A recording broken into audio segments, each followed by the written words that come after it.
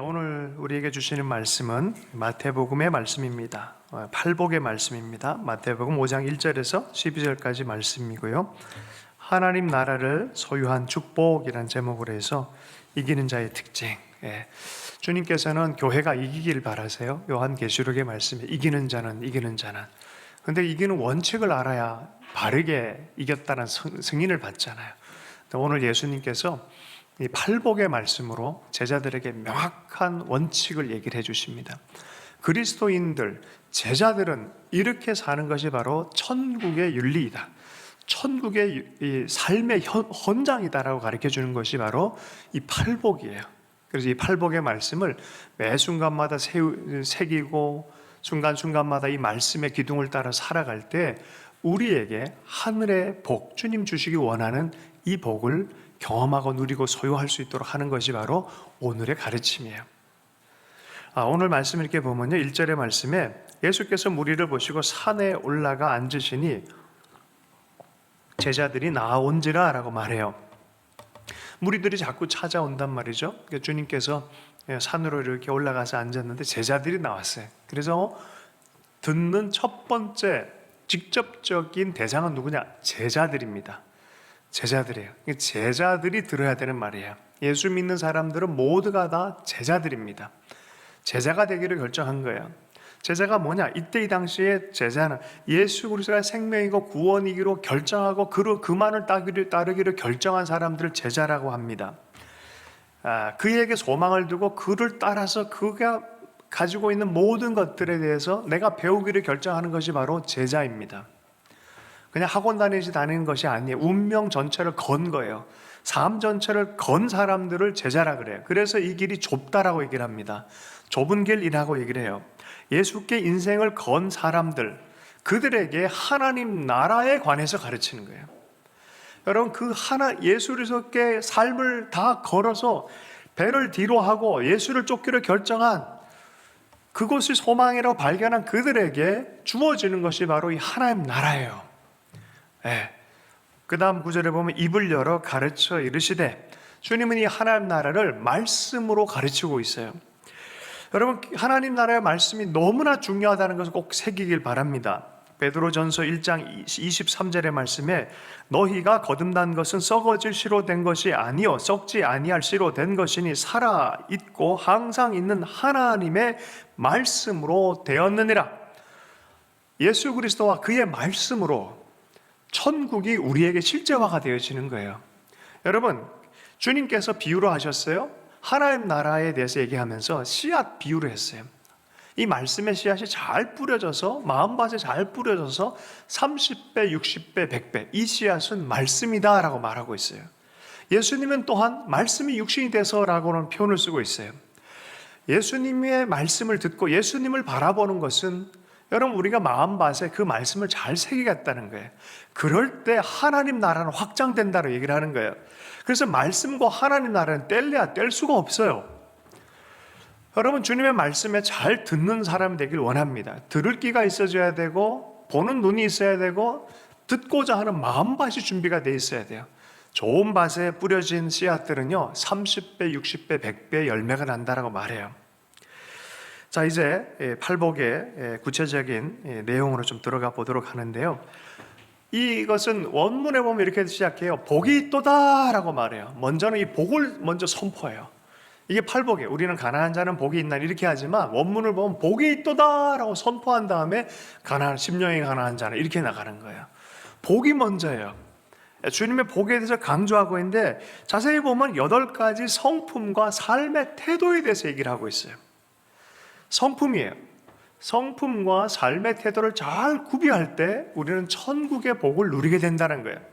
그래서 예수 그리스도를 믿는다 하고 이러한 성품이 구비가 안 되고 이 말씀이 내 삶을 주관하지 못한다 할 때는 천국을 볼 수가 없어요. 사실은 경험할 수가 없어요. 많은 사람이 그리스도 예수를 믿는다라 하지만 사실은 교회를 문화적으로 다니는 사람들이 많아요.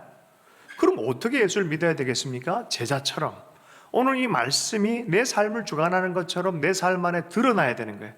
이것이 천국을 살아가는 그리스도의 몸된 교회가 되어져야 되는 것입니다. 그래서 어떤 의미에서 보면 이 복은요 소유적인 물질적인 복을 뛰어넘는 거야. 그럼 어떤 복이냐? 사는 복이에요. 따라서 하겠습니다. 사는 복. 사는 복. 이렇게 사는 거예요. 이렇게 살아가는 복이에요. 이렇게 살아갈 때 천국을 경험하게 되어져 있다는 거예요. 사는 복에 대한 이야기를 하는 거예요. 성품과 삶의 태도를 이렇게 말씀대로 살아갈 때 나는 이 안에 천국을 사는 복이 생긴다라고 얘기를 하는 거예요. 그런데 이것을 보면요, 예수님이 굉장히 역전적 패러독스로 이걸 사용하신 것처럼 느껴질 정도로 이해하기 어려울 그런 가르침을 시작해요. 그런데요, 가만 되새겨보면 그게 맞다는 생각이 들어요. 이게 맞다, 이 길이 맞다라고 생각하는 거죠. 그 첫 번째, 팔복의 첫 번째, 심령이 가난한 자는 복이 있나니 천국이 그들의 것입니다 라고 말합니다. 여러분, 대체로 세상 사람들은 채우고 소유하고 하면 복을 받는다 그랬는데, 오늘 이 말씀에는 가난한 심령, 가난한 사람, 이런 사람들이 복을 받을 것이다 라고 말을 합니다. 불교에서는요, 마음의 욕심, 욕심, 채움, 이런 모든 것들이 모든 삶의 고통의 근원이라고 얘기를 해요. 그래서 이 고집멸도라 그래요. 그거를 고통의 원인이고, 고통이 왜 원인이고, 고통이 있어서 삶이 힘들다. 왜? 집착하는 욕심, 이것이 고통을 만들어낸다. 그럼 어떻게 해야 되냐? 이걸 멸해야 된다. 이걸 없애야 된다. 그럼 어떻게 하는데? 도를 이루어야 된다. 고집멸도 그래요. 그래서 고성제, 집성제, 도성제, 멸성제, 사성제라 그래요. 이것을 통해서 내 마음이 비워져야 된다. 너 고통이 왜 그런지 알아? 너 안에 꽉 들어찬 욕심 때문이야. 기독교와 불교가 이게 똑같아요. 딱 똑같은 포인트가 이 포인트예요. 그 마음 공부하라라고 얘기해요. 그 마음 가운데 채움이 아니라 비움으로 너는 완성될 거란 거예요. 비워져라. 그래서 이 어떤 분은 이런 책을 썼어요. 텅 빈 충만. 텅 비웠더니 가득 채워지는 거예요. 요새는 집 정리하는 거 있죠. 신박한 정리. 그 뭐예요? 그건 채우는 게 아니라 비울 때 나오는 충만함이 있는 거예요. 비워보니까 비로소 보이는 게 있어요. 비워보이니까 사람이 머물 공간이 되고, 비워보니까 비로소 마음이 안정감이 있는 거예요.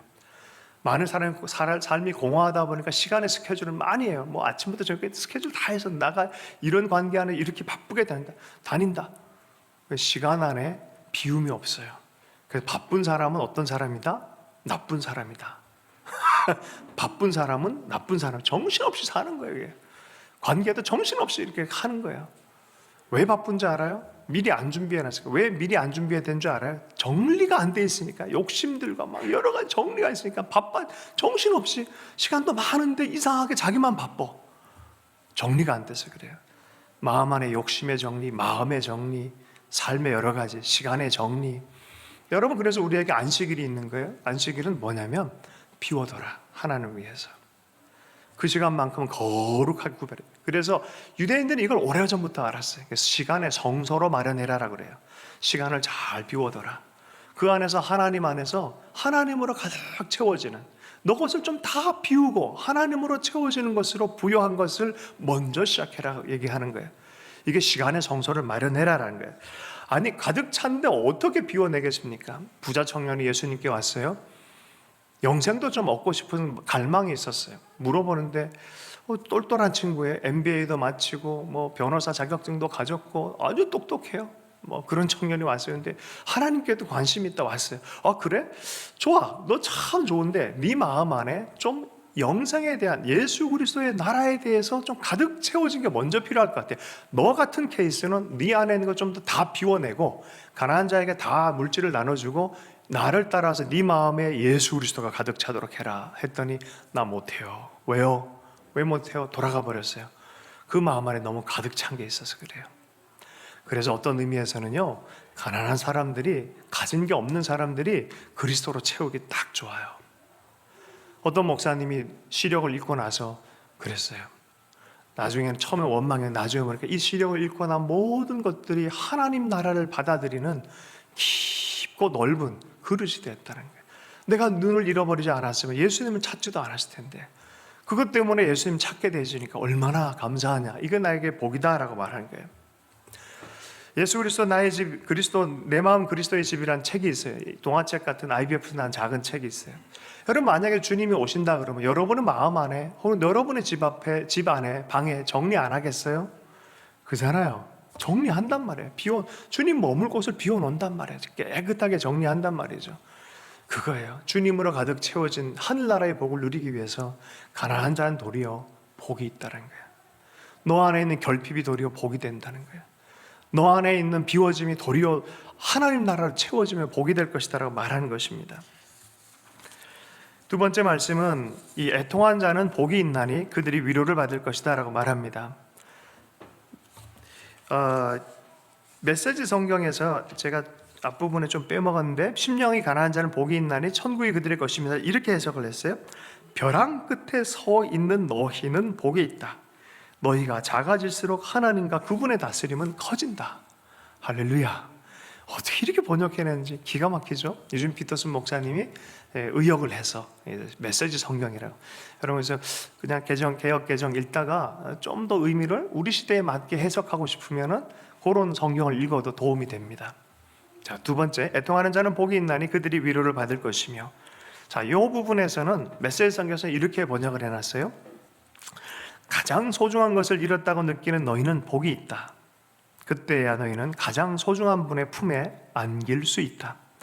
우리 삶을 살아가다 보면 상처, 억압, 고통, 눈물 별게 다 있죠. 이걸 벗어나고 싶은데 벗어날 수 있을까요? 제롬이라는 목사님께서 그런 얘기를 했어요. 벗어나는 방법 유일하게 있다. 어떻게? Die and go to heaven. 죽고 천국 가면 된다. 이 땅을 살아있는 한 우리 삶 안에 죽음의 냄새, 이 그림자, 죄성, 슬픔, 헤어짐 이건 다 있다는 거예요. 이건 있을 수밖에 없다. 이 고통과 애통함들이 있을 수밖에 없다는 거예요. 그러나 함몰되지 않을 수 있다. 그곳에서 하나님으로 위로받으며 살 수 있다라고 우리에게 가르쳐주고 있어요. 애통함이 없다라고 말해서도 안 되고 애통함에 눌려서도 안 되는 거에 대해서 얘기를 해줘요. 주님이 위로할 수 있다라고 말해줘요. 그런데 먼저 애통함이 있어야 위로를 받을 거 아니에요. 근데 애통한 마음이 없는 시대를 살아가는 것 같아요. 고통스럽고 아픈 걸 봐도 전혀 동감이 없는 시대. 이런 사람은 애초부터 애통의 위로 자체가 없는 거예요. 여러분 애통할 수 있는 마음이 얼마나 복된지, 자기 죄를 보고 애통하는 게 얼마나 복된 건지 여러분 이해할 필요가 있습니다. 아프고 눈물 나는 거, 사랑하는 사람과 헤어진 거, 부모님들이 또 조부모님들이 또 천국을 먼저 가시고 그때 안 슬픈 거예요. 야, 믿음이 없어가지고 슬퍼하지 마. 아니 그건 정상이에요. 정상. 슬픈 건 슬픈 거예요. 그만큼 내가 많이 사랑했다는 뜻이에요. 그잖아요. 사랑하니까 상실에 대한 것, 애통, 시간이 필요해요. 그거 주님 다 알고 계세요. 그러나 주님의 위로가 반드시 있을 거라는 거예요. 믿는 자들에게는 반드시 있을 거예요. 말라기서 4장 2절의 말씀입니다. 내 이름을 경외하는 너희에게는 공의로운 해가 떠올라서 치료하는 광선을 비추리니 너희가 나아가 외양간에서 나온 송아지같이 뛰리라. 치유의 광선을 주님 발해주겠다는 말씀하고 있습니다. 이사야서 50장 4절 말씀에 주 여호와께서 학자의 혀를 내게 주사 나로 곤고한 자를 말로 어떻게, 여기서 다른 본문에 보면 위로하고 위로를 받을 것인데 어떻게 도와줄 줄 알게 하시고 아침마다 깨우치시되 나의 귀를 깨우치사 학자들 같이 알아듣게 하신도다. 주님이 학자의 혀를 주셔서 나에게 먼저 그 말씀 먼저 주셔서 위로할 수 있는, 주님께서 그 말씀들이 있다는 거예요. 내 안에 어떤 애통한 슬픔 이런 게 있잖아요. 삶 안에 늘 널려 있는 게 그런 거잖아요. 그런데 주님은 그걸 위로할 수 있다는 거예요. 위로할 수 있다. 눈물과 애통, 상실 이런 것들을 경험하고 있는 시대에 더 많은 것들이 있어요. 이런 시대에 살면서 우리는 무감각을 택해서 안 돼요. 아주 무서운 사람 돼요. 무감각해지는 소리는 동감이 없는 삶을 살겠다는 거예요. 옆에서 울어도 울지 않고 웃어도 웃지 않는 아주 무감각한 자기중심적인 사람이 되어지는 거예요. 무서운 시대인 거죠. 같이 울어도 주고 슬퍼하면서 그러나 반드시 주의 위로가 있는 걸 믿으며 사는 사람들이에요. 하나님 바라보며 그 애통함 가운데 있는 사람들은 반드시 위로를 받을 것이다. 성경은 말합니다. 베토벤 교향곡을 보면은 빠바바밤 이러잖아요. 빰 이렇게 계속 가는 게 아니잖아요. 하이노트로 계속 간다 그러면 이것처럼 단조롭고 힘든 음이 어디 있겠습니까? 도리어 낮은 음도 있고 높은 음도 있고 삶 안에 보면은 빛도 있고 어둠도 있고 이런 게 같이 공존해요. 그죠? 어둠을 너무 또 다 도망만 가려고 하고 좋은 삶만 살아봐요. 행복한 것, 여러분이 바라본 좋은 세상적인 것만 다 바라보고 살아보세요. 그 사람은 반드시 무료해지고 의미 없어지고 어떻게 보면 삶 자체를 놔버리고 싶을 거예요. 그럴 거예요. 자, 그런데 어떻게 했습니까? 빠바바밤, 낮고 높고 다양하고 뭐 이런 게 다 있어도 도리어 뒤돌아보니 아름다운 선율이 만들어지는 거예요. 여러분, 주님이 기쁠 때나 슬플 때나 우리와 함께 동행해 주세요. 그리고 어떤 일이 벌어진지 아세요? 기쁜 일만 있으면 좋겠다라고 생각하는 사람들, 여러분, 그런 사람들은 주님의 친밀감을 반 정도밖에 몰라요. 언제 가장 고맙고 가장 깊어진 줄 아세요? 그 어려울 때 같이 동행해 준 그것이 얼마나 큰 친밀함을 만들었는지 몰라요. 전우애가 어디서 생깁니까? 전투 중에 옆에서 같이 있어준 것 때문에 전우애가 생기는 거예요. 하나님은 그것으로 우리를 위로하길 원해요. 우리 삶 안에 주님과 깊이 있는 이것이 바로 우리의 삶 안에 위로받는 그 과정을 통해 친밀함이 생기는 거예요. 여러분, 그래서 애통하는 것을 이게 복이 있다는 거예요. 이게 역전적이에요. 역설적이에요. 도리어 내 삶에 아파하고 슬퍼하고 또 내 연약함 때문에 회개하면서 애통하는 이 모든 것이 영혼이 살아나게 하는 방식이라는 거예요. 그래서 함석권 선생님은 그런 얘기를 했어요. 눈물은 영혼의 부동액이다. 부동액이다. 영혼이 딱딱해지지 않도록 하는 것이 바로 눈물이다. 애통해서 눈물 흘리는 그것이 내 영혼을 살아나게 하는 하나님의 그 위로가 임하게 하는 것이다라고 말합니다. 시편 6편 8절 말씀입니다. 악을 행하는 너희는 다 나를 떠나라. 여호와께서 내 울음소리를 들으셨도다. 베드로가 애통의 눈물을 흘릴 때 회복되는 역사가 있었어요. 방지일 목사님 103세까지 이상 살면서 쓰신 마지막 책이 내 눈물을 병에 담으소서. 어쩌면 저럴 수 있을까? 100년을 주님 앞에 이 마음으로 정말 살아있는 심령으로 그 마음의 상태로 사셨다는 뜻이에요. 민감한 마음으로 사셨다는 뜻이에요. 주님과 동감하는 마음으로 사셨다는 뜻이에요. 그런 마음이 되길 축복합니다. 그런 자들은 복이 있다라고 말하는 거예요. 자, 그 다음에 온유한 자는 복이 있나니 그들이 땅을 기업으로 받을 것이며, 유진 피터슨의 책을 보면 이렇게 나와 있어요. 더도 말고 덜도 말고 자신의 모습 그대로 만족하는 너희는 복이 있다. 그때 너희는 돈으로 살 수 없는 모든 것에 당당한 주인이 된다. 있는 모습 그대로 만족하는 너희는 복이 있다라고 말해요. 여러분, 온유함 그러면 어떻게 생각합니까? 어떻게 보면 약해진 것을 온유함으로 착각할 때가 있어요. 야, 이거 약해 빠졌어. 바보 짓 하냐? 너만 손해보냐? 너 나고자 되려고 그러냐? 살면서 치열하게 경쟁하고 신자본주의 세계에서 열심히 힘을 내서 살아야 되는데 저게 뭐야? 자기 이득도 챙기지 못하고. 주님이 가끔 그런 식으로 내몰 때가 있어요. 온유함으로 내몰 때, 온유해라라고 말할 때가 있어요. 온유함을 참다가 막판에 터뜨리면 온유함이 안 되죠. 그죠? 그러니까 어떻게 합니까? 주님께 기대하다 온유함으로 기다리다 배워가다가 막판에 뭐가 수가 틀리면 어떻게 돼요? 하나님을 향해 삿대질합니다. 그리고 옆 사람한테 삿대질하기 시작해요. 우리의 온유함에 한계가 있어요. 그죠? 우리가 하나님의 성품에 완전히 컨트롤 당해서 하나님의 마음 안에 훅 들어간 것을 온유함이라 그러는데 그게 잘 안 되는 걸 어떻게 해요? 주님과 온유하기를 결정하고 겸손하고 온유함으로 나와서 나에게 배워라. 내가 너에게 안식을 주겠다. 나한테 와라. 너에게 쉼을 내가 주겠다라고 겸손과 온유를 배워라라고 했는데 그럼 가서 내가 쉼을 얻겠습니다 하고 딱 같이 주님과 멍에를 맺는데 가다 보니까 마음에 안 드는 길로 가네. 예수님 저 이거 취소할래요. 같이 가자니까 내가 너에게 쉼을 준다니까 내가 너를 향한 계획이 좋은 것이야. 내가 너를 죽이려 하는 게 아니야. 좋은 곳 방초동산으로 인도하려고 하는 거지 너를 향한 계획은 생명이지 죽임이 아니야. 같이 가자. 나도 그렇게 하나님 아버지 앞에 그렇게 난 통과했다. 너도 그러길 바란다라고 하는데 그게 싫은 거야. 화가 나는 거야. 그래서 막 소리 질러서 할 때가 있어요. 여러분, 야생말이나 거친 개들 있죠. 이 개들이요, 야생말들 딱 처음에 길들일 때 초장에 딱 잡히지 않으면 안 잡힙니다. 딱 잡혀야 되는데 안 잡히면요 문제개가 돼요. 문제말이 돼요. 이게 길들여지다라는 뜻이에요. 이게 온유함의 근본 시작이에요. 하나님의 말씀으로 딱 잡으려 할 때 그 말씀 앞에 딱 꼬꾸라질 줄 알아야 돼요. 맞다. 근데 내 속에서 두 마음이 확 튀어나와요. 옛 야수의 본능이 튀어나와요. 이거를 따르고 싶은데 다른 게 튀어나와요.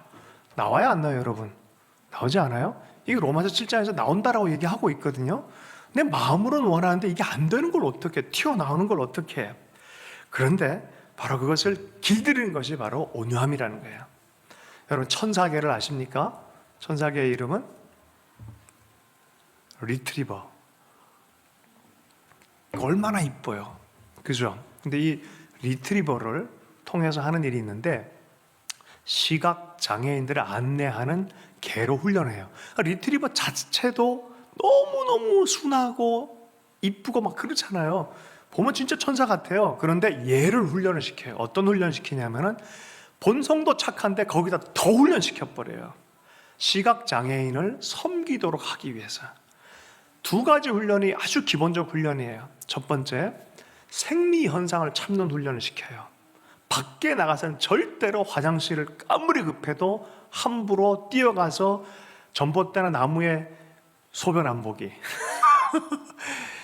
왜 그런지 알아요? 시각장애인을 인도해야 되니까 자기가 오줌 마렵게 뛰어가면 어떻게 되죠? 위험해요. 생명을 인도하기 위해서 자기 본성을 죽이는 훈련을 하는 거예요, 개가. 두 번째, 본성을 거스르기. 먹고 싶은 거 있으면 우르륵 가서 먹지 않습니다. 그리고 누가 옆에 와서 자기 보호 본능을 건드릴 때 한 대 꽝 치죠? 그럼 왕 물지 않습니다. 물지 않아요. 그러면 또 위험해지니까. 때려도 개는요, 절대로 어떻게 해요? 반응 안 하는 법을 배워요. 이게 시각장애인. 그러니까 한 마리에 2억, 3억 하는 거예요. 귀하게 보는 거예요. 한 생명을 인도하는 사람을 인도하는, 이게 온유함이에요. 모세에겐 이게 필요했어요. 주님이 이거를 훈련시키셨어요. 배치한 대로 가만히 그 자리에 머물 줄 아는, 주님의 뜻이 내 삶의 뜻으로 온전히 받아들인, 내 계획, 내 힘, 내 어떤 것이 아니라, 내 어떤 컨트롤이 아니라 그분의 컨트롤에 온전히 길들여진, 이것을 온유라고 얘기를 하는 거예요. 온유라고. 여러분, 온유할 수 있길 축복합니다. 얼마나 힘들겠어요, 이게. 제가 잘 아는 목사님, 우리 교회도 몇 번 오셨던 목사님, 멕시코에 가서 사역을 하고 계신 박현웅 목사님 이야기입니다. 50이 넘었을 때 하나님이 갑자기 뜬금없이 감동을 주세요. 그동안도 말씀의 종으로 살아셨고 너무나 귀한 사역을 많이 하셔서 유명한 분이셨어요. 근데 하나님이 갑자기 너 여기 가라 라고 말씀하셨어요. 그게 바로 멕시코였어요. 갑자기 언어도 또 배워야 되고 막 얼마나 힘들었겠어요. 그래서 주님께서 길을 열어주시니까 또 가라 그러니까 간 거예요. 그냥 명령 따라 가는 거예요. 길들여져서 가는 거예요. 갔는데 1년, 2년, 3년 있었는데 청년들 데리고 섬겨라 그러는데 아무런 열매가 안 나오는 거야. 3년 내내 있어도 아무것도 안 돼요. 드디어 어떤 마음이 들어요? 속에서 불이 나는 거예요. 하나님, 더 이상은 안 될 것 같습니다. 더 이상 왜 나한테 여기 오라 그러셨습니까? 그리고 마지막으로 결단하고 나간 카페에서 딱 나가서 마지막으로 차를 딱 마시려는 그날에 이 멕시코의 대학생이 왔어요. 그 대화를 나누다가 이 학생을 통해서 폭발이 일어나 버렸어요. 지금 멕시코의 5대 국립대학에 다 들어갔어요. 옛날에 예수나 CCC 초기의 역사가 막 일어나요. 수백 명의 청년들이 구비가 되고 있어요. 콜롬비아까지 나가서 제자 사역을 하고 있어요. 이게 온유에 길들인 사람들이 경험하게 되어진 땅을 기업으로 얻는 원칙입니다. 땅을 기업으로 한 번도 온유하게 따라온 적이 없는데 어떻게 그 하나님 인도하는 그 약속의 땅에 들어갈 수 있겠습니까? 여러분, 이것이 하나님께만 해당되는 게 아니라 사람들을 향해서도 그런 거예요. 사람들을 향해서도. 여러분, 주님의 땅에 대한 약속을 받는 사람, 온유한 사람, 길들여진 사람, 하나님께 온전히 길들여진 사람들이에요. 세상 사람들이 나를 어떻게 한다 해서 이것 봐라 이런 사람들 아니에요. 주의 뜻을 따라서 그냥 그 자리에 머물면서 계속 순종해서 갈 뿐이에요. 내가 있는 게 아니라 하나님이 충만한 사람들이에요. 이런 사람들은 사람들 향해서도 같이 머물 수 있는 땅을 내줘요. 나만 땅을 얻는 게 아니라 옆 사람들에게도 그걸 배울 수 있는, 옆 사람에게도 온유할 수 있는 이 마음들이 생기는 것입니다. 그 다음에 주님 말씀하신 건 의에 줄이고 목마른 자는 복이 있나니 그들이 배부를 것이며 라고 말씀하고 있습니다. 의에 줄이고 목마른 자는 복이 있나니 그들이 배부를 것이며. 자, 이것을 유진 피터슨이 이렇게 풀었어요. 하나님께 입맛이 당기는 너희는 복이 있다. 그분은 너희 평생에 맛볼 최고의 음식이요 음료이다. 여러분, 음식이 계속 당겨본 적 있으세요? 이게 뇌가 이렇게 음식에 반응을 제대로 하면 야식을 견딜 수가 없어요. 이거는요, 웬만한 사람도 이거 견디지 못한대요. 아무리 의지가 있어도 이게 한번 이 뇌 안에서 어떤 호르몬이 딱 작동이 돼버린 사람들은 체질 개선을 하기 전까지는 굉장히 어렵다고 합니다. 그런데 이게 너무너무 먹게 되는 걸 어떻게 해요? 저도 이제 며칠 전에 먹으면 안 되는 자꾸 당겨가지고 어느 순간 먹다 보니까 엄청 먹었더라고요. 자, 그런데 이게 의를 향해서, 하나님 나라와 의를 향해서 이러한 식욕과 이러한 이 목마름이 있다면 이게 복이 있다는 거예요. 여러분, 어두운 시대예요 지금은. 그런데 주님 나라 의에 대한 마음 때문에 갈망하는, 하나님 이 나라의 주의 나라가 의가 임했으면 좋겠습니다. 의의 용어를 보면 디카이오시네, 그래서 의, 디케라는 그런 말에서 나왔는데, 이것은 그리스 신화에 나오는 그 신의 테미스란 그런 단어에서 나왔다고 합니다. 이것은 질서, 조화 이런 뜻이에요. 좋은 질서, 생명의 질서, 좋은 조화, 이것에 대해서 하나님의 질서, 하나님의 조화. 이게 뭐예요? 이게 성경의 샬롬이에요. 샬롬. 하나님의 권위와 능력 안에서, 하나님의 말씀 안에서 질서와 조화를 이루는 이 세계, 이게 의의 세계예요. 이 샬롬이 임하기를 바라는 그런 마음인 거죠. 폭력이 아니라, 뒤틀림이 아니라. 제가 팔복에 대한 책이 한 10여 권 있어요. 또 참고하려고 어떤 목사님의 책을 제가 읽었다가 굉장히 충격적인, 그리고 굉장히 감동적인 이야기를 이렇게 제가 보게 됐어요. 근데 그분 책에 보면은 시인 김수영 씨의 시가 이렇게 나와요. 저도 좋아하는 시인인데, 이분의 시 중에서 뭐 내용은 얘기를 안 할게요. 이런 얘기를, 자식과 아내를 막 폭력을 옛날에 막 70년대 뭐 길거리에 이런저런 일들이 너무 많았었어요. 근데 이게 시대와 맞물려서 기가 막힌 시를 썼던 분이 있어요. 김수영이라고. 아내와 자식을 막 때리다가 갑자기 때리면서 이게 어떤 생각이 막 들어가는 거예요. 혹시 이 때리는, 길거리에서 이렇게 하는 것을 다른 사람들이 보면 안 되는데 라는 의식이 들어가는 거예요. 자, 그런 생각이 쑥 들어간 거예요. 또 가만히 생각하니까, 곰곰이 생각하니까 내가 이렇게 하다 돌아왔는데 나를 본 사람이 없었으면 좋겠는데 라는 생각하다가 나 그때 내가 갖고 갔던 우산으로 했는데 우산 잃어버리면 안 되는데, 이 생각으로 넘어가는 거예요. 문학평론가인 그 목사님이 그런 얘기를 이렇게 써놨어요. 정말 예리한 분석이었어요. 우리가 폭력에 어느 순간 적응해가는 모습이라는 거예요.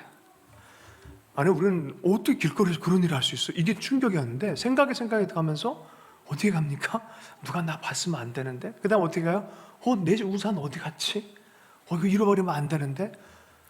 어느 순간 마음이요, 점점점 의보다는 폭력에 가까운 쪽으로 익숙해가는 우리의 삶, 우리네 모습들이 이렇게 보여지기 시작하는 것을 뒤틀려서 썼다는 거예요. 우린 그래서는 안 되는 사람들이라는 거죠. 행위가 완전한 사람, 오름에 대해서, 우리는 완벽한 사람은 없어요. 그러나 계속 그 오름을 바라보는 사람, 거기에 대해서 목말라 하는 사람들이 복을 받을 것이다 라고 말합니다. 하나님 앞에서 하나님의 말씀에 따라서 질서와 조화를 이루어갈 수 있는 사람, 하나님의 발음이 무엇인지 보면서 그것을 향해서 끝까지 달려갈 수 있는 사람, 하나님의 조화를 향한 목마름이 있는 사람. 여러분, 뭐가 가장 목말라 할까요? 물을 안 마시고 달렸던 사람 얼마나 목마르겠어요. 또 어떤 게 목말랐어요? 제가 우리가 2주 동안 격리 기간을 가졌잖아요. 그리고 와봤더니 저기 화분이 다 말라 죽게 생겼더라고요. 그런 거죠. 뿌리가 목말라 하는 거예요. 목말라 하는 거예요. 목말라 하다가 우리 대신 죽으신 분이 있어요. 우리가 목말라 해야 되는데 그분이 목말라 하셔 죽으셨어요. 예수님이 그래서 우리에게 생수를 주시는 분이에요. 생수를 대신 얻으셔서, 야, 내게 와서 나에게 마셔라 라고 말씀하시죠. 값없이 와서 마셔라. 내가 다 지불했다. 내 생명의 지불을 하면서 생수를 마련했다라고, 그 나라에 대해서 값없이 주시겠다라고 말씀하십니다. 너희들에게 목마름이 있느냐? 그 하나님 나라에서 향해서 목마르면, 너희 가정을 볼 때, 사회를 볼 때, 세상을 볼 때 목마름이 있느냐? 너희들이 먹고 마시고 배부를 거다라고 말하고 있어요. 그 다음 말씀, 7절 말씀에 긍휼히 여기는 자는 복이 있나니 그들이 긍휼히 여김을 받을 것이다. 메시지 성경을 보면 남을 돌보는 너희는 복이 있다. 그렇게 정성 들여 돌보는 순간에 너희도 돌봄을 받는다. 공감을 잃어버린 시대를 살아가는 것 같아요. 타자의 아픔에 대해서 내 아픔을 전혀 공감을 못해요. 많은 사람들이 사랑 노래를 얘기를 하는데 자기중심적으로 노래를 불러요. 그냥 자기 속에 매몰되고 갇혀버린 사람처럼 살아가는 게 이 시대 같은. 그래서 말세에는 자기를 사랑하는 사람이다라 얘기를 하잖아요. 신앙생활을 해도 자기중심적으로 신앙생활을 해요. 주님이 주신 하나님 나라와 주님의 원리에 대해서 전혀 이해를 못하고 자기중심적으로 철치 쇼핑을 하는 사람들이 있다 그래요. 여러분, 주님의 인도함, 주님의 마음, 옆에 있는 사람의 마음, 이것을 알아보고 같이 돌볼 수 있는 것, 바로 이게 국률의 마음이다라고 말을 합니다. 이번에 아이 정인아 미안해. 저는 지난주에 이 메시지 어떤 목사님이 보내줬는데 마음이 이게 도대체 뭔 일이지 하고 들어갔다가 마음이 얼마나 아팠는지 몰라요. 물론 더 당사자 얘기를 더 들어봐야 되겠지만 그냥 전해진 얘기로만 이렇게 보면은 한쪽 측면에서 보면은 너무 마음이 아팠어요. 목사님의 자제였어요. 그리고 배울 만큼 배운 사람들이었고 예술을 믿는 대학 출신의 그런 부부였어요. 다른 나름 인식이 있는 사람들이었어요. 자, 그런데 어떻게 아이들을 저렇게 아무리 다 이해하려고 해도 아이가 그렇게 멍들어가고 아이가 저렇게 고통당해 죽는 거에 대해서 외면을 하고 있다? 이 말씀을 모르는 사람이다 생각이 들어요. 혹 우리도 그런 마음이 들지 않도록 우리는 늘 이 말씀 앞에 벌거벗은 모습으로 나올 필요가 있습니다. 우리 안에는 혹시 이런 마음이 없는지 살펴보면서 이 마음을 따라가는 것이 바로 제자의 삶이라고 믿고 말씀 앞에 자기를 굴복시키는 사람들 되어야 될 줄로 믿습니다. 여러분, 불쌍히 여기는 사람들이에요. 아이가 싫어졌대요. 보기도 싫고 밥도 주기 싫고 어느 순간 사랑으로 데려오긴 했는데 막판에 보니까 싫더라는 거예요. 여러분, 궁일의 마음이 점점점 자기 삶 안에 사라지고 있는 것을 여러분 보길 바라겠습니다.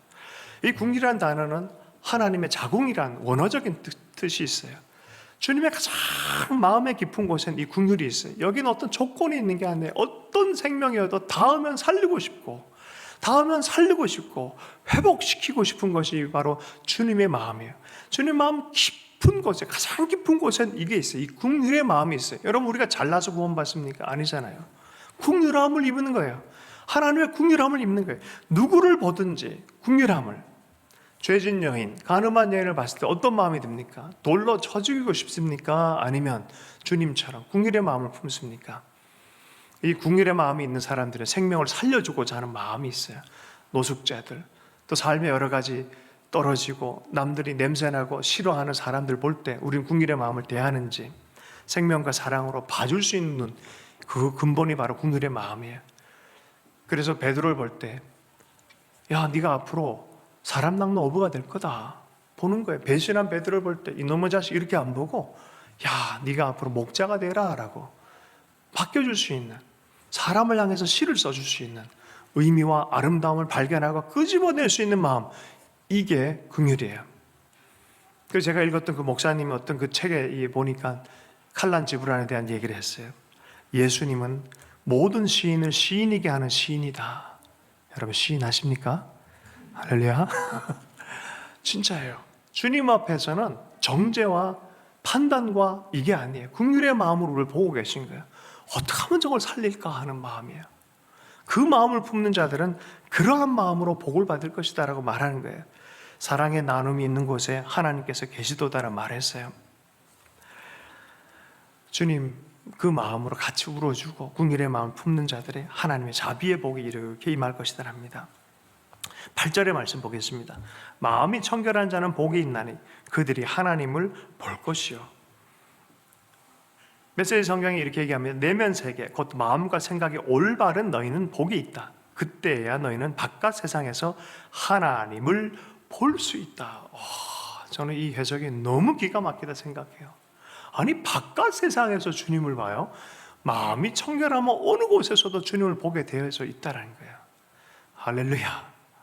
청결한 자가 되길 축복합니다. 마음이 청결한 사람들은 뒤틀려서 보는 사람이 아니에요. 보고 싶은 대로 보는 사람이 아니에요. 보고 싶은 대로 보는 사람들이 많아요. 윤동주가 서시를 썼죠. 뭐죠? 처음에 하늘을 우러러 한 점 부끄러움이 없기를 입새에 이른 바람에 나는 괴로워했다. 마음을 계속 주님 앞에 청결함으로 나아가려고 무지 애를 썼던 사람이에요. 여러분, 청결하지 않는 사람이 찾는 거울이 있어요. 예. 그러면 거울아 누가 제일 예쁘니? 마법 거울이에요. 그러면 이 마법 거울은 기가 막힌 얘기를 해줄 거예요. 그죠? 예. 어떤 거울을 봐야겠습니까? 하나님의 마음의 거울을 볼 필요가 있어요. 예, 그분의 거울을 볼 필요가 있어요. 어거스틴이 이 하나님을 발견하기 전까지는 자기 모습을 온전히 발견하지 못했어요. 그러다가 주님의 말씀 앞에 청명하게 보는 그날이 있었어요. 집어서 읽어라. 영혼의 고민과 깊이 병들었을 때 하나님 향해서 드디어 결단하기로 결정했어요. 그럴 때 바깥에서 음성이 들립니다. 집어서 읽어라. 바로 옆에 성경이 있었어요. 집어서 읽었어요. 로마서의 말씀이었어요. 이제는 낮이다. 빛의 옷을 입어라. 어둠의 일을 벗어버려라. 그리스도의 빛의 옷을 입어라. 그 음성을 듣고 이 사람이 완전히 뒤집어요. 그리고 발견했어요. 그리고 주님을 향한 추구가 나타나면서 드디어 청명한 그러한 마음들을 얻기 시작했습니다. 그제서 얘기합니다. 내가 주님의 얼굴, 주님의 거울로 보니까 비로소 내 모습을 찾았다는 거예요. 여러분, 진짜 맑은 모습으로 자기를 볼 줄 아는 자기를 찾는 사람, 자기가 자기를 왜곡하는 사람이 얼마나 많은지 몰라요. 자기를 찾지 못해요. 주님을 발견하지 못할 뿐만이 아니라 자기를 발견하지 못한 사람입니다. 그래서 여러분, 자기 허물벗기를 해야 돼요. 거짓 자기를 벗어내는 훈련을 해야 돼요.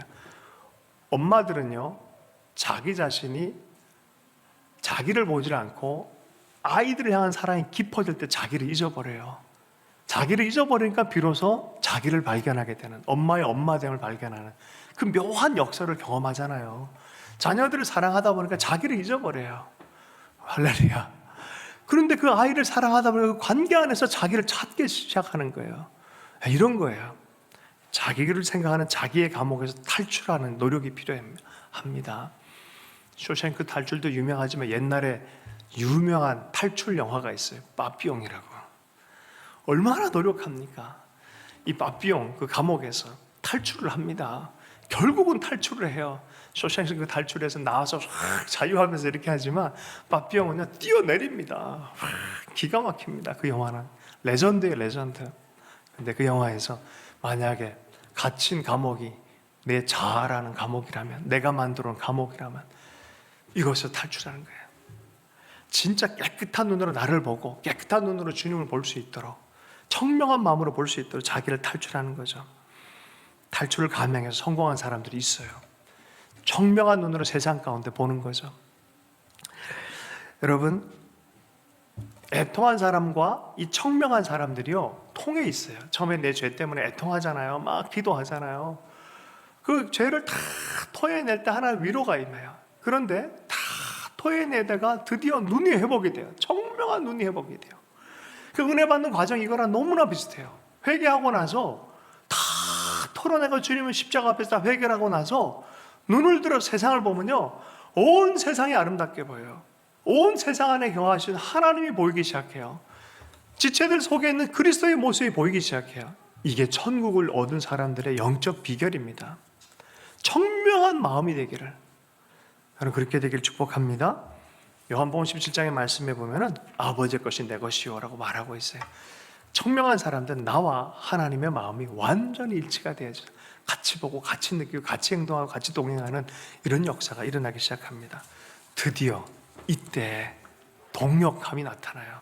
동행과 더불어 동역함이 나타나는데 이제 9절의 말씀 보면 화평케 하기로, 하나님 나라 일을 같이 섬기기로 결정하는 역사가 일어나는 것입니다. 9절의 말씀을 보겠습니다. 화평하게 하는 자는 복이 있나니 그들이 하나님의 아들이라 일컬음을 받을 것이며, 경쟁하거나 다투는 대신에 협력하는 모습을 보여주는 너희는 복이 있다. 그때 너희는 진정 자신이 누구이며 하나님의 집에서 자신의 자리가 어디인지 알게 된다. 하나님 나라의 일을 드디어 섬기기로 결정하는 거, 화평케 만들고 싶은 거, 하나님을 알고 하나님 경험하다 보니까 그 나라가 내 안에 역동하는 걸 경험하다 보니까 이제 피스메이커로 그 나라의 사람으로 섬기고 싶은 열망이 생기는 거예요. 예언자들의 희망이 바로 이 일이었어요. 하나님 나라가 여기 임하도록 노력하는 일들이었어요. 수많은 사람이 평화를 갈구해요. 로마의 평화가 있고 미국의 평화가 있어요. 자주 얘기하는 거지만 이게 어떤 평화입니까? 팍스 로마나, 팍스 아메리카나, 힘의 평화예요. 힘의 평화, 힘으로 제압을 해가지고 평화를 만들어가는 거예요. 자, 근데 주님의 나라는 그런 평화가 아니에요. 그거하고 좀 달라요. 샬롬, 주님의 다스림, 주의 십자가의 다스림, 십자가를 통한 다스림, 힘이 승리할까요? 하나님의 샬롬이 승리할까요? 나중에 보니까 결국은 샬롬이 승리해요. 그 나라를 일구기 위해서 애쓰는 거예요. 주님께서는 이 나라에 하나님의 샬롬이 임하기 위해서 십자가를 지셨어요. 십자가를 기꺼이 지고자 하는 피스메이커, 그렇게 살아가는, 하나님과 우리 사이에 피스를 만들기 위해 살아갔던 그 예수의 십자가, 이방인과 유대인 사이에서 피스를 만들기 위해서 주님이 하신 십자가의 사건, 그것을 통해서 평화가 머물기 시작하면 욕망, 악의 다툼, 이것이 아니라 십자가를 지는 그 삶에 기꺼이 나아가기를 결정하는 그 평화를 만들어가는 노력, 이것이 피스메이커가 되어진다는 것입니다. 저는 독일이 부러웠어요. 어저께도 독일 노래를 많이 이렇게 들었어요. 스콜피온스라는, 이름은 전갈인데 락 그룹이 있는데, 그 락 그룹 거친 모습은 그런데 노래는 너무 아름답게 잘 불렀어요. 그 중에 하나가 Window of Change라고 있어요. 변화의 바람. 그 동토와 같이 꽉 했던 서구 동구권과 유럽 사회 안에 공산주의와 자유주의를 다 했던 이것을 해빙하는, 고르바초프 등장하고 많은 일들이 일어날 때 서독과 동독이 분리 장벽이 무너지는 그것을 위해서 노래 부른 거예요. 이분들이 미리 포착하고 예언자처럼 노래 부른 거예요. 그게 변화의 바람이란 뜻이에요. 내가 모스크바를 가봤더니 병사들의 발걸음에 계단에서 어떤 변화의 바람이 부른 거 보인다. 그들이 드디어 노래하기 시작했다. 전통악기를 들고 노래하는 걸 봤다. 변화의 바람. 이 노래가 독일의 변화에도 같이 노래가 수십만의 젊은이 나와서 노래를 하는 거예요. 그 노래를. 와, 부럽더라고요. 음악가는 그렇게 노력을 하고, 독일에서는요, 동독에서 라이프치히 교회가 매주 월요일마다 이런 평화를 위해서 기도하고 노력을 했어요. 그리고 결국은 이를 보게 되어진 거죠. 평화를 만드는 자들은 하나님의 아들이라 일컬음을 받을 것이다라고 말해요. 분단된 거 정상 아닙니다. 이것을 위해서 당연히 기도하는 것은 피스메이커로서 부름받은 그리스도인들이 마땅히 해야 될 일인 줄로 믿습니다. 이럴 때 하나님의 아들, 이 아들은 귀염당하는 조그만 아들이 아니라 휘오스라는 자랑스러운 아들을 얘기할 때 아들이 자랑스러운 거예요. 아버지가 자랑스러운 거예요. 야, 너 이제 이렇게 장성했구나. 야, 너 정말 기가 막혀. 야, 네가 통치해도 되겠다. 이런 자랑스러움이 있는 아들이에요. 이게 하나님의 아들이라 일컬음을 받을 것이다 라고 말합니다. 시간이 좀 이게 있지만 예화를 하나 좀 더 들고, 제가 어저께 그저께 읽은 책에서 참 은혜를 받았어요. 수피교라는 곳에서 나온 예화인데, 어떤 가게가 모든 걸 다 파는 가게가 있다는 거예요. 그래서 어떤 사람이 다 판다고? 오케이, 내가 가서 한번 요청을 해야겠다. 가서 이렇게 얘기했다면 평화를 주시고 사랑을 주시고 행복을 주시고 평화를 주십시오. 그랬더니 이 주인이 고민하다가 딱 한마디 하더라는 거예요. 다른 건 다 했는데 이거는 그대로 팔지 못하고 있긴 있는데 이게 아니라고. 그럼 뭐가 있냐 그랬더니 평화에 대한 씨앗만 있다고. 당신이 가서 심으라고 그랬다는 거예요. 여러분, 피스메이커. 어쩌면 우리가 그렇게 살아야 되는 사람이라고 주님이요 우리에게 이것을 완수하라고 맡겨준 씨앗. 여러분, 이것이 바로 평화를 위해서 만들어가는 사람이라고 생각합니다. 10절과 11절 말씀 마지막으로 한번 읽어보겠습니다. 의를 위하여 박해를 받는 자는 복이 있나니 천국이 그들의 것임이라. 나로 말미암아 너희를 욕하고 박해하고 거짓으로 너희를 거슬러 모든 악한 말을 할 때에는 너희에게 복이 있나니 기뻐하고 즐거워하라. 하늘에서 너희의 상이 큼이라. 너희 전에 있던 선지자들도 이와 같이 박해를 받았느니라. 하나님의 나라에 헌신하고 하나님 뜻에 헌신한 사람들은 좋은 때만 경험하는 게 아니라 박해의 때를 반드시 경험하게 돼 있다는 거예요. 그럴 때 물러나지 말아라. 너희에게 이미 천국이 있다는 뜻이다. 네가 박해를 당해도 계속해서 그 나라를 추구하고 있고 이 팔복의 계단을 계속해서 올라가고 팔복의 삶을 살아가고 있다면 너는 이미 천국을 알고 있는 사람이다라는 거예요. 너 이미 알고 있는 사람이다.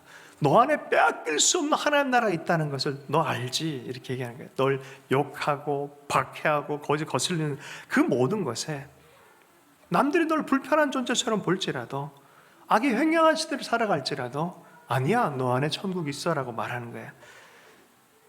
박해당하게 된 테러리스트로 드디어 막 결단하고 가라, 이런 소리가 아니에요. 테러리스트가 되려면 유일한 길이 있어요. 사랑의 테러리스트. 할렐루야. 사랑의 원자탄 손양원 목사님. 대항하지 않지만 진리를 포기하지 않아요. 그 길을 포기하지 않는, 고집이 아니에요. 믿음의 길을 걸어가는 거예요. 사랑, 온유 여전히 지키면서 우리는 진리의 길을 걸어가는 거예요. 박해를 당해도 그를 향해서 진리의 행동들을 멈추지 않는 것입니다. 예수님이 그러셨어요. 내가 세상을 이겼다. 담대해라. 너희에게도 이런 길을 걸어갈 때 이김이 있을 것이다. 담대해라. 핍박당해도 반드시 이김이 있을 것이다. 만약에 우리가 이렇게 걸어가지 않고 세상 방식을 따라간다면 에스겔서의 말씀처럼 주의 임재가 떠날 것입니다. 그러나 우리가 다시 그렇게 결정하고 살아가기 시작할 때 주님의 복, 사는, 그것을 살아가는 복, 이것을 누리고 경험하고 빼앗길 수 없는 주의 나라를 소유한 자로 살아가게 될 줄로 믿습니다. 요한계시록에 보면은 순교자들이 그래서 순교를 당했죠. 믿음을 포기하지 간 자들에게 위로와 보상과 기쁨과 눈물을 닦아준 역사가 있어요. 새 예루살렘 성은 진주로 만들어졌어요. 그 문 자체가, 진주는 눈물을 통과하는 자들이 들어가는 것이에요.